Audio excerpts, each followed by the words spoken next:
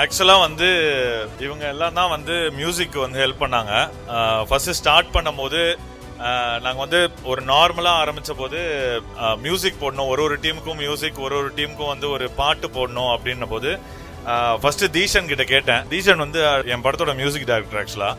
So அவர்கிட்ட கேட்டபோது அவர் சொன்னார், இந்த மாதிரி வந்து நான் போட்டு தரேன் ப்ரோ, ஒரு நாள் நைட்டில் முடிச்சிடறேன் ப்ரோ அப்படின்னாரு.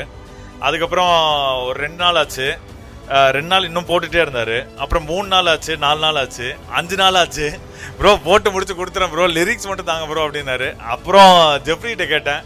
ஜெப்ரி வந்து கரெக்டாக ஒரு 1 hour 2 hours வந்து அவரோட பிரதர் ராபர்ட்டை வந்து கூப்பிட்டு லிரிக்ஸ் எழுதி அவனே பாடி கொடுத்துட்டான். அவன் பாடி கொடுத்தான்னா அடுத்த ஒரு 15-20 minutesல அவன் எனக்கு வந்து மியூசிக்கை கொடுத்துட்டான். பிசிவிஎல் லோகோவோட பாட்டும் வந்து கோயம்புத்தூர் பாட்டும் தீஷன் பண்ணாரு.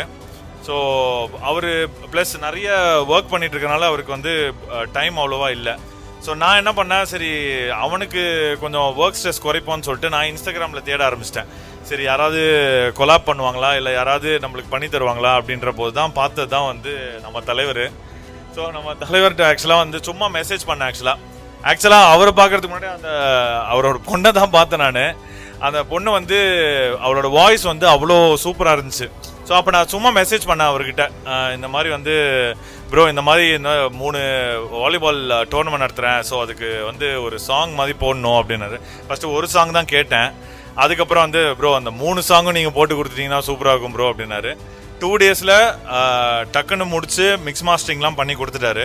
ஸோ அவர் தான் வந்து திருச்சி, அதுக்கப்புறம் வந்து மதுரை, சென்னை 3மே அவர் தான் போட்டு கொடுத்தாரு. ஃபர்ஸ்ட் ஒரு இது போட்டாரு. அப்போ நான் சொன்னேன், உங்க பொண்ணோட வாய்ஸ் இல்லைன்னா நான் இதை ரிஜெக்ட் பண்றேன் அப்படின்னு.